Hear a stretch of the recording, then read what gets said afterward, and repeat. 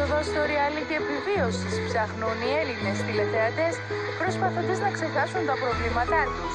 Δεν είναι όμως μόνο αυτό, καθώς με την ανεργία να φτάνει στο 23%, οι αιτήσεις για το Survivor 2 σύμφωνα με δημοσίευμα της εφημερίδας Espresso θα ξεπεράσουν τις 10.000.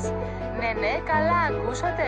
Χωρίς καν να έχει ξεκινήσει τρέιλερ για δηλώσεις συμμετοχής, τα τηλέφωνα του Sky έχουν σπάσει τόσο από διάσημους όσο και από απλό κόσμο που έχει εκστασιαστεί με την επιτυχία του παιχνιδιού και θέλει να ζήσει την εμπειρία του Survivor.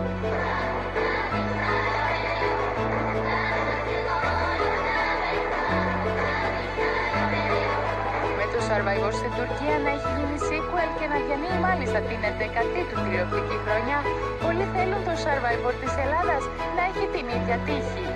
Σύμφωνα με δημοσιεύματα, πιθανά ονόματα για το δεύτερο κύκλο του reality επιβίωσης είναι η Μάγκη Χαραλαμπίδου, ο Χρήστος Σχολίδης και η Ελευθερία Ελευθερίου, ενώ σχεδόν σίγουρη είναι η συμμετοχή της Ειρήνης Κολίδα, αφού η παραγωγή της το χρωστάει. Σε ποια ομάδα θα διαγωνιστεί άραγε η παίκτρια των μαχητών, η οποία μετά τη συμμετοχή της έχει αποκτήσει τεράστια αναγνωρισιμότητα?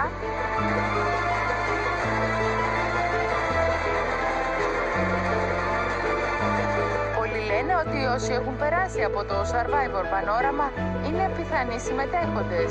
Νίκος Αναδιώτης, Κατερίνα Τσάβαλου, Γιώργος Τσαλίκης, Χρήσπα, Μαρία Κορινθίου είναι φαν του παιχνιδιού και ίσως σκεφτόντουσαν τη συμμετοχή τους στο παιχνίδι.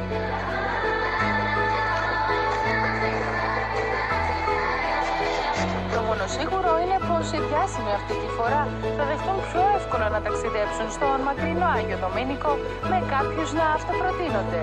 Η Μαρία Αλεξάνδρου, γνωστή από τις συμμετοχές της σε ερωτικές ταινίες, δηλώνει πως θα είναι παίκτρια στο δεύτερο Survivor και μάλιστα μαζί με τον σύντροφό της.